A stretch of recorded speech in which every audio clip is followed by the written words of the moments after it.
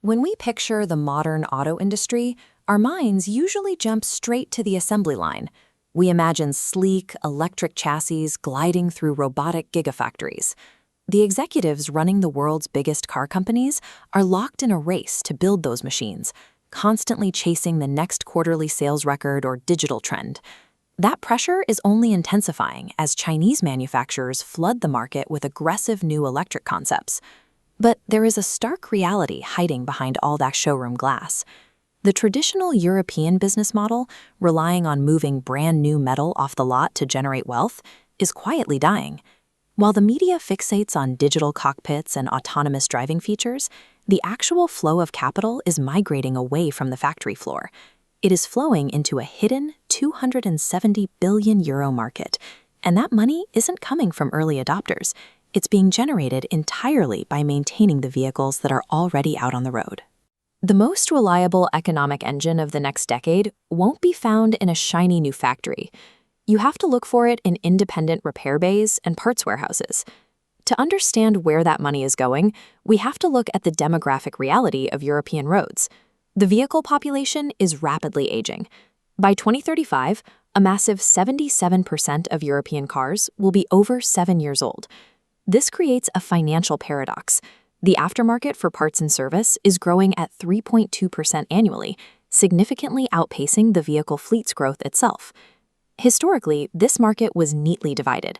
Official dealers controlled the service for nearly new cars in their first 3 years, and independent mechanics naturally took over once a vehicle hit year 7. This timeline shows the lifespan of a modern vehicle, and it highlights a new, central battlefield.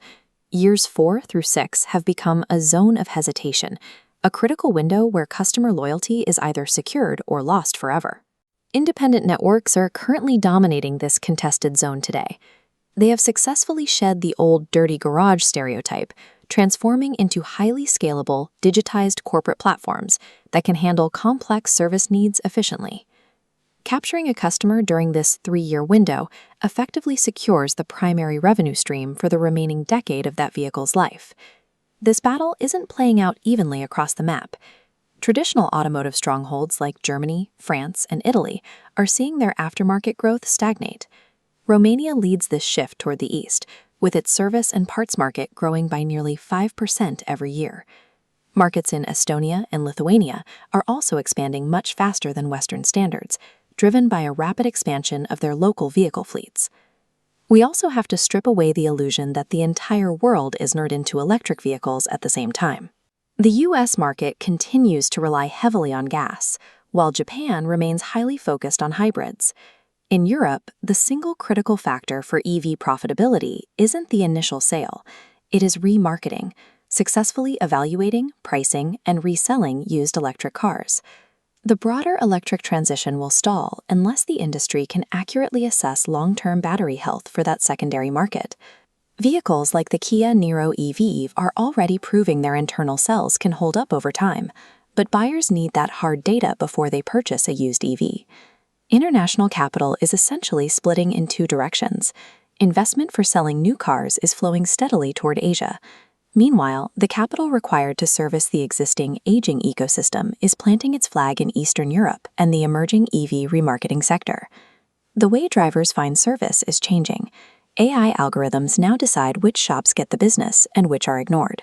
There is a new rule of survival for local garages. If a driver asks their voice assistant for a nearby brake service and the AI algorithm doesn't immediately recommend your shop, your business effectively does not exist. Independent, tech-savvy service networks are already integrating these AI tools into their platforms, leaving slow-moving official dealerships scrambling to catch up. We are entering an era where a car is a 15 to 20-year asset, designed for longevity rather than quick replacement.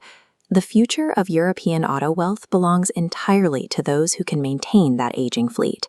The real money in this industry doesn't smell like new interior leather. It smells like motor oil.